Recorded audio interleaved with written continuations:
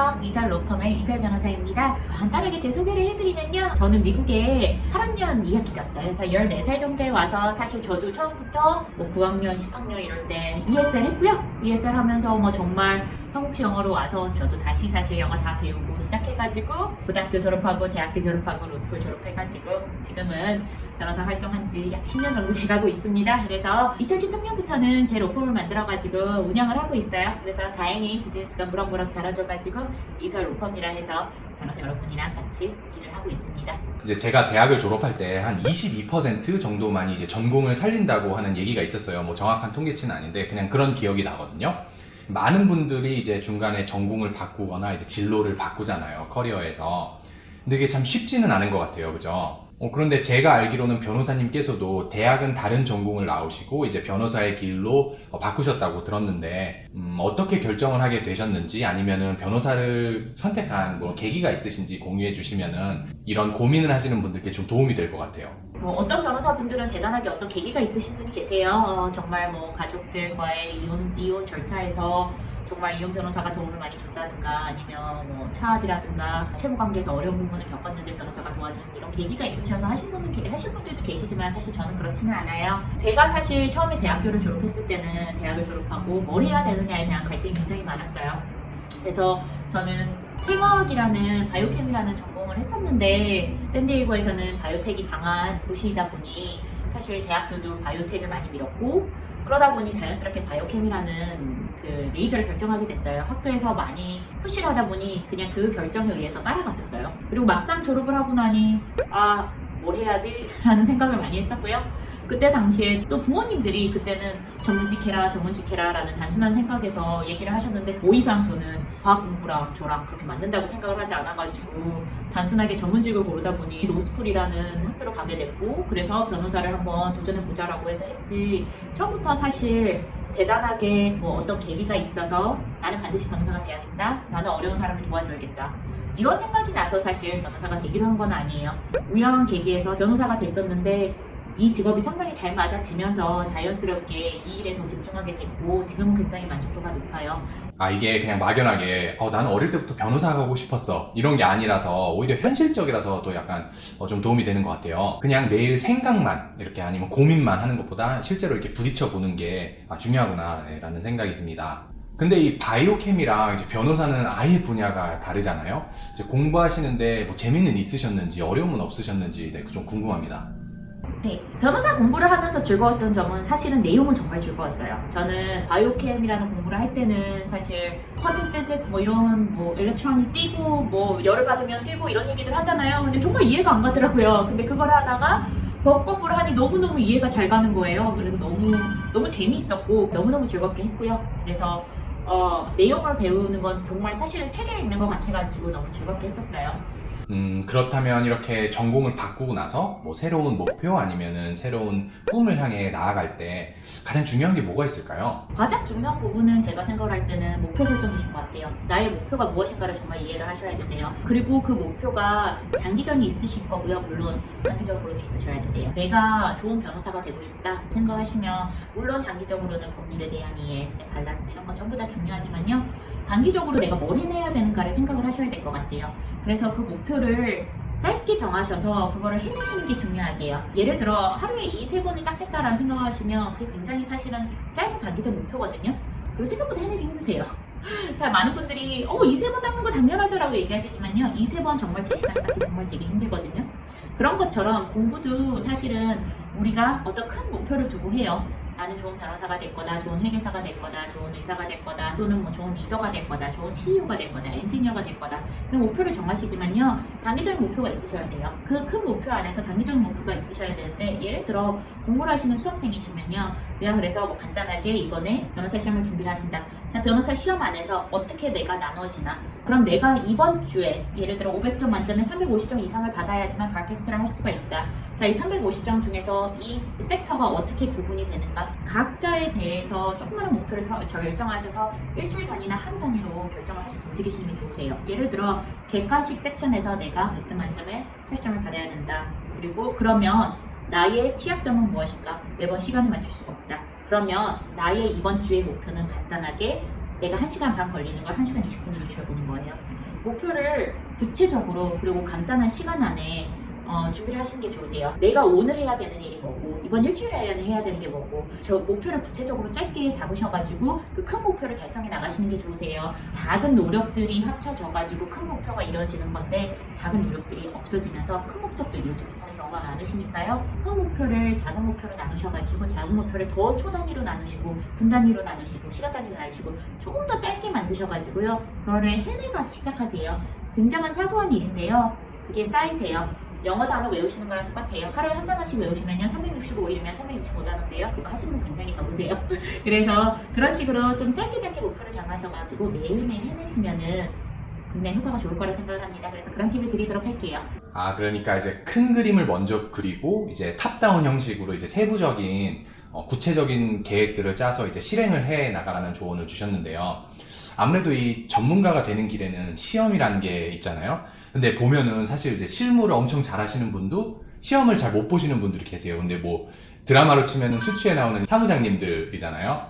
이분들이 막 분야를 모른다거나 실력이 없는 게 아닌데 이제 시험을 잘 못 보잖아요. 그러면 좀 좁게 나아가서 시험에 관한 뭐 팁이 있을까요? 이런 부분을 제가 팁으로 조금 드리는 부분이 있다면 내가 시험을 몇 점을 받아야 된다는 목표는 내가 변호사로서 지식을 많이 쌓는 거랑 완전히 다른 개념이라고 생각을 해요. 변호사로서 지식을 쌓는 거는 실 업무 내용이시기 때문에 뭐 회계 공부도 그렇고 법률 공부도 그렇고 메디컬 공부도 그렇고 전반적인 지식을 저희가 이해를 해서 그 지식을 적절하게 그때 상황에 적용을 해서 사용하는 방법이에요. 이거는 좋은 변호사가 되는 방법이고 이거는 좋은 의사가 되는 방법이라고 생각을 해요. 시험은 완전히 다른 얘기세요. 시험 점수를 잘 받는다는 건 그 시험을 잘 이해를 하셔야 되세요. 좋은 변호사라고 해서 SS를 잘 본다거나 바 시험을 굉장히 잘 봤거나 아니면은 로스쿨도 굉장히 학점이 좋았던 친구들은 아니에요. 그래서 공부에 대한 제가 오늘 팁을 드리고 좀 어려운 부분을 얘기를 하자면 시험을 이해를 하시는 게 중요하세요. 내가 시험 점수를 잘 받아야 된다 라고 생각을 하시면요, 시험 점수를 잘 받는 거에 집중을 하세요. 많은 분들이 로스쿨을 들어가시면 우선은 내가 법률을 이해하고 싶고 그 법률 히스토리라든가 법률의 밸런스라든가 이런 부분에 굉장히 집중을 하고 싶어요. 저도 그건 너무너무 좋은 생각이라고 생각을 해요. 하지만 나의 시험이 객관식 시험이라면 이거는 크게 의미가 없으세요. 객관식 시험이라면 계속적으로 반복을 해서 그 패턴들이 어떻게 나오는지 그리고 반복되는 퀘션들이 있으세요. 내가 시험이 어떤 성격인지를 첫 번째로 이해를 하셔야 될 것 같아요. 두 번째로 이해하셔야 되는 거 객관식 시험은 많은 부분이 타임 매니지먼트가 굉장히 중요하다고 생각을 해요. 그래서 타임 매니지먼트를 정확하게 내가 할 수 있도록 내가 반복적으로 연습을 해주셔야 되세요. 내가 정해진 50분 안에 100문제라면 정말 50분 안에 100문제를 연습을 해보세요. 그러시면 훨씬 성적이 나아지세요.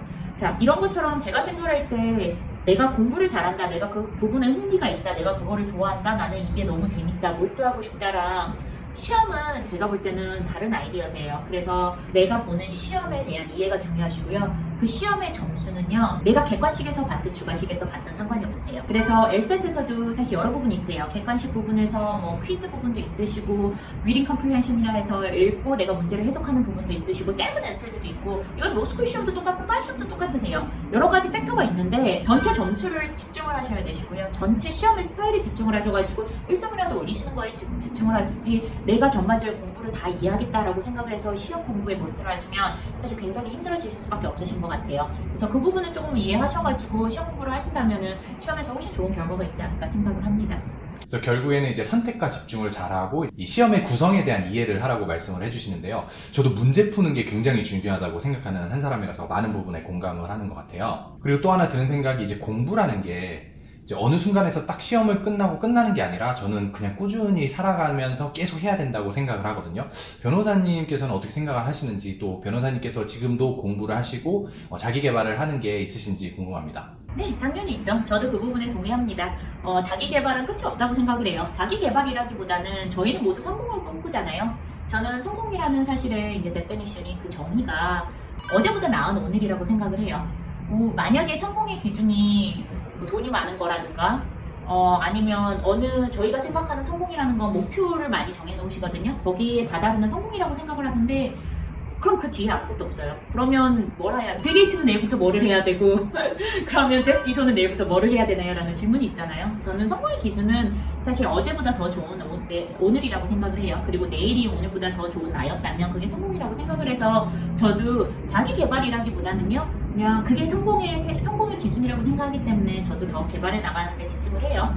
제가 사실 요즘 하는 공부는요, 이제 변호사가 10년 차가 되고 하니까 사실 법률 공부도 늘 끊임없이 하지만 사실 더 많이 공부를 하는 거는 매니지먼트 쪽인 것 같아요. 많은 분들이, 그리고 전문직에 계시는 분들부터 시작을 해서 지금 어느 정도 직장 연차가 생기시면은 기술직으로 계속 남느냐 아니면 내가 또는 매니지먼트로 계속 가느냐라는 갈림길에서 많이 서서 고민을 하신다고 생각을 해요. 저 또한 그렇고요. 그래서 이제는 내가 리더로서 나의 역할이 바뀌잖아요. 그래서 처음에는 내가 그냥 열심히 법률을 배워가지고 조금 더 나은 변호사였는데요. 이제는 사실 저희 로펌도 클라이언트한테 보다 나은 서비스를 제공할 수 있기 위해서 사실은 매니지먼트 공부를 가장 많이 하는 것 같아요. 그리고 그 부분이 가장 어려운 것 같아요.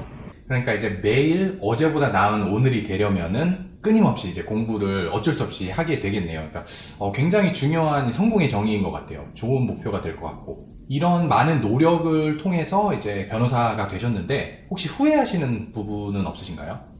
후회가 없는 분은 없으신 것 같아요. 직업적으로도 후회가 있는 부분이 있고 개인적으로도 후회가 있는 부분이 있어요. 직업적으로 후회라고 하신다면 제가 초반에 변호사로서 일을 할 때 제 자신에 대한 자신감이 많이 없었어요. 그래가지고 초반에 변호사로서 일을 했을 때는 나도 모르게 선배들의 스타일을 많이 따라했어요. 그게 나쁘다는 건 아니에요. 원래 내가 그래서 그렇게 되려면 그 흉내부터 내는 거잖아요. 그래서 흉내를 많이 내서 했다라는 생각이 들어요. 근데 지금 생각해보면 제가 그때 당시에 갖고 있었던 핵이나 열정이나 거기서 나오는 좋은 아이디어도 많았어요. 그거를 조금 더 자신감 있게 밀어붙이지 못했다는 거? 그런 부분이 사실은 조금 아쉬워요. 개인적으로 사실 후회가 좀 남고 아쉬운 부분은 제가 사실 여성으로서 일을 하면서 쉽지가 않았어요. 첫째 아이를 출산을 하고 10일 만에 제가 일터로 돌아왔고요. 그리고 둘째 아이를 놓고는 일주일 만에 사실 일터로 다시 돌아왔어요. 첫째는 출산이 벌써 5년이 됐고 둘째는 벌써 3년이 됐는데요. 이제 조금 지나고 보니 제 자신에 대한 밸런스가 조금 필요했던 것 같아요. 그래서 좀 이제 엄마가 되고 이런 마더후드가 사실은 저에게도 어려운 부분이었는데 너무 비즈니스를 그래도 잘해야지, 비즈니스를 완벽하게 해야지라는 생각을 굉장히 많이 해가지고 저희의 아이라든가 이런 부분에 대해서 좀 많이 집중 못한 것 같아서 개인적으로는 그런 부분이 후회가 많이 많습니다.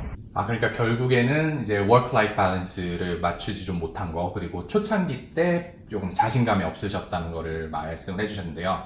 work-life balance가 참 중요한 것 같긴 해요. 저도 사실 잘 못하는 부분인 것 같긴 해요. 이렇게 뭔가 변호사가 됐으면은 그냥 성공한 인생이다 라고 생각하기 쉬울 것 같은데, 이렇게 목표를 세우시고 또 노력을 하시고 끊임없이 자기 개발을 해 나아가시는 모습에 동기부여를 받는 것 같아요. 그래서 게을리하지 않고 어제보다 나은 오늘을 위해서 열심히 가야 할 거라는 생각이 드는데요.